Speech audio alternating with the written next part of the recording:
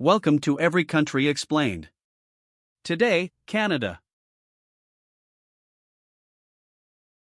Canada is a country in North America. Its 10 provinces and 3 territories extend from the Atlantic Ocean to the Pacific Ocean and northward into the Arctic Ocean, making it the second largest country by total area, with the longest coastline of any country. Its border with the United States is the longest international land border. The country is characterized by a wide range of both meteorologic and The Paleo-Indian archaeological sites at Old Crow Flats and Bluefish Caves are 2 of the oldest sites of human habitation in Canada. The characteristics of Indigenous societies included permanent settlements, agriculture, complex societal hierarchies, and trading networks. Some of these cultures had collapsed by the time European explorers arrived in the late 15th and early 16th centuries and have only been discovered through archaeological investigations. Indigenous peoples in present-day Canada include the First Nations, Inuit, and Métis, the last being of mixed descent who originated in the mid-17th century when First Nations people married European settlers and their offspring subsequently developed their own identity. A map of Canada showing the percent of self-reported Indigenous identity, First Nations, Inuit, Métis, by census division. According to the 2021 Canadian census, the Indigenous population at the time of the first European settlements is estimated to have been between 200,000 and 2 million, with a figure of 500,000 accepted by Canada's Royal Commission on Aboriginal Peoples. As a consequence of European colonization, the Indigenous population declined by 40 to 80%. The decline is attributed to several causes, including the transfer of European diseases, to which they had no natural immunity, conflicts over the fur trade, conflicts with the colonial authorities and settlers, and the loss of Indigenous lands to settlers and the subsequent collapse of several nations' self-sufficiency. Although not without conflict, European Canadians' early interactions with First Nations and Inuit populations were relatively peaceful. First Nations and Métis peoples played a critical part in the development of European colonies in Canada, particularly for their role in assisting European coureurs de bois and voyageurs in their explorations of the continent during the North American fur trade. These early European interactions with First Nations would change from friendship and peace treaties to the dispossession of Indigenous lands through treaties. From the late 18th century, European Canadians forced Indigenous peoples to assimilate into a Western Canadian society. Settler colonialism reached a climax in the late 19th and early 20th centuries. A period of redress began with the formation of a Reconciliation Commission by the Government of Canada in 2008. This included acknowledgement of cultural genocide, settlement agreements. During the 20th century, Canadians with African, Caribbean, and Asian heritages have added to Canadian identity. Canada's culture draws influences from its broad range of constituent nationalities, and policies that promote a just society are constitutionally protected. Since the 1960s, Canada has emphasized human rights and inclusiveness for all its people. Canadian identity shifted from primarily British-based to multicultural between the 1960s and 1970s. The official state policy of multiculturalism is often cited as one of Canada's significant accomplishments and a key distinguishing element of Canadian identity. In Quebec, cultural identity is strong and there is a French-Canadian culture that is distinct from English-Canadian culture. As a whole, Canada is in theory a cultural mosaic of regional ethnic subcultures with diverse areas and ethnic enclaves. Canada's approach to governance emphasizing multiculturalism, which is based on selective immigration, social integration, and suppression of far-right politics, has wide public support. Government policies such as publicly funded healthcare, higher taxation to redistribute wealth, the outlawing of capital punishment, strong efforts to eliminate poverty, strict gun control, a social liberal attitude toward women's rights, like pregnancy termination, and LGBT rights, and legalized euthanasia and cannabis use are indicators of Canada's political and cultural values. Canadians also identify with the country's foreign aid policies, peacekeeping roles, the national park system, and the Canadian Charter of Rights and Freedoms. The 5 flowers on the shield each represent an ethnicity: Tudor rose, English, fleur-de-lis, French, thistle, Scottish, shamrock, Irish, and leek, Welsh. Themes of nature, pioneers, trappers, and traders played an important part in the early development of Canadian symbolism. Modern symbols emphasize the country's geography, northern climate, lifestyles, and the Canadian is at. By land area alone, Canada ranks 4th, due to having the world's largest area of freshwater lakes. Stretching from the Atlantic Ocean in the east, along the Arctic Ocean to the north, and to the Pacific Ocean in the west, the country encompasses 9,984,670 square kilometers, 3,855,100 square miles of territory.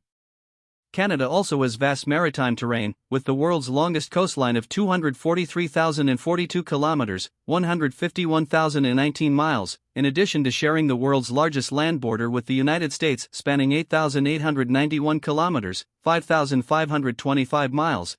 Canada shares a short, 1,280 meters, 4,200 feet, land border with Greenland, and hence the Kingdom of Denmark, to the northeast, on Hans Island, and a maritime boundary with France's overseas collectivity of St. Pierre and Miquelon to the southeast. Canada is also home to the world's northernmost settlement, Canadian Forces Station Alert, on the northern tip of Ellesmere Island, latitude 82.5 degrees north, which lies 817 kilometers, 508 miles, from the North Pole.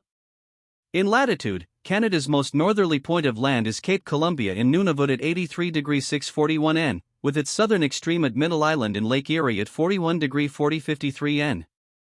In longitude, Canada's land extends from Cape Spear, Newfoundland, at 52 degrees 37 minutes west, to Mount St. Elias, Yukon Territory, at 141 degrees west. Canada can be divided into 7 physiographic regions: the Canadian Shield, the Interior Plains, the Great Lakes, St. Lawrence Lowlands, the Appalachian Region, the Western Cordillera, Hudson Bay Lowlands, and the Arctic Archipelago. Boreal forests prevail throughout the country, ice is prominent in northern Arctic regions and through the Rocky Mountains, and the relatively flat Canadian prairies in the southwest facilitate productive agriculture.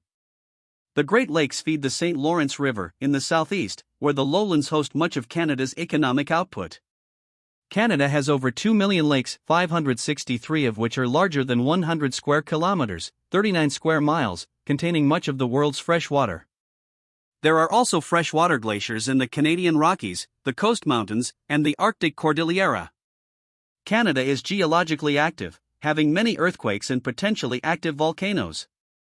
Winters can be harsh in many parts of the country, particularly in the interior and prairie provinces, which experience a continental climate, where daily average temperatures are near -15 degrees Celsius, 5 degrees Fahrenheit, but can drop below -40 degrees Celsius, -40 degrees Fahrenheit with severe wind chills. In non-coastal regions, Canada is famous for its unique cuisine and culinary traditions.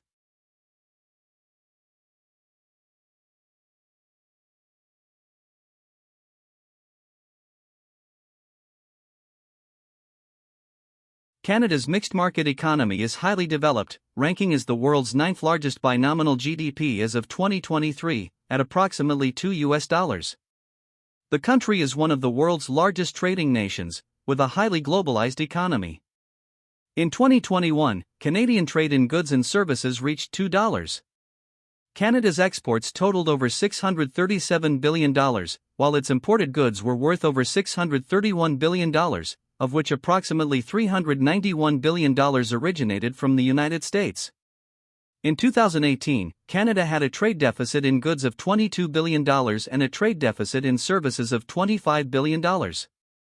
The Toronto Stock Exchange is the 9th largest stock exchange in the world by market capitalization, listing over 1,500 companies with a combined market capitalization of over $2 trillion. The Bank of Canada is the central bank of the country. The Minister of Finance and Minister of Innovation, Science, and Industry use data from Statistics Canada to enable financial planning and develop economic policy. Canada has a strong cooperative banking sector, with the world's highest per capita membership in credit unions. It ranks low in the Corruption Perceptions Index, 14th in 2023, and is widely regarded as among the least corrupt countries of the world. It ranks high in the Global Competitiveness Report, 19th in 2024. Canada's economy ranks above most Western nations on the Heritage Foundation's Index of Economic Freedom and experiences a relatively low level of income disparity. The country's average household disposable income per capita is well above the OECD average. Canada ranks among the lowest of the most developed countries for housing affordability and foreign direct investment. The unemployment rate in 2025 was 6.8%. Since the early 20th century, the growth of Canada's manufacturing, mining, and service sectors has transformed the nation from a largely rural economy to an urbanized, industrial one. The Canadian economy is dominated by the service industry, which employs about three-quarters of the country's workforce. Canada has an unusually important primary sector, of which the forestry and petroleum industries are the most prominent components. Many towns in northern Canada, where agriculture is difficult, are sustained by nearby mines or sources of timber. Canada countries and territories with free trade agreements. Canada's economic integration with the United States has increased significantly since the Second World War. The Canada-United States Free Trade Agreement, FTA, of 1988 eliminated tariffs between the two countries, while the North American Free Trade Agreement, NAFTA, expanded the free trade zone to include Mexico in 1994, later replaced by the Canada-United States-Mexico Agreement. Its capital is Ottawa and its three largest metropolitan areas are Toronto, Montreal, and Vancouver. It is one of the world's most ethnically diverse and multicultural nations, the product of large-scale immigration. A developed country, Canada has a high nominal per capita income globally and its advanced economy ranks among the largest in the world by nominal GDP, relying chiefly upon its abundant natural resources and well-developed international trade networks. Disposable income per capita is well above the OECD average. Canada ranks among the lowest of the most developed countries for housing affordability and foreign direct investment. The unemployment rate in 2025 was 6.8%. Since the early 20th century, the growth of Canada's manufacturing, mining, and service sectors has transformed the nation from a largely rural economy to an urbanized, industrial one. The Canadian economy is dominated by the service industry, which employs about three-quarters of the country's workforce. Canada has an unusually important primary sector, of which the forestry and petroleum industries are the most prominent components. Many towns in northern Canada, where agriculture is difficult, are sustained by nearby mines or sources of timber. Canada countries and territories with free trade agreements. Canada's economic integration with the United States has increased significantly since the Second World War. The Canada-United States Free Trade Agra. Thanks for watching Canada Explained. Subscribe to TrendLens for more country videos. Which country should we cover next? Let us know in the comments.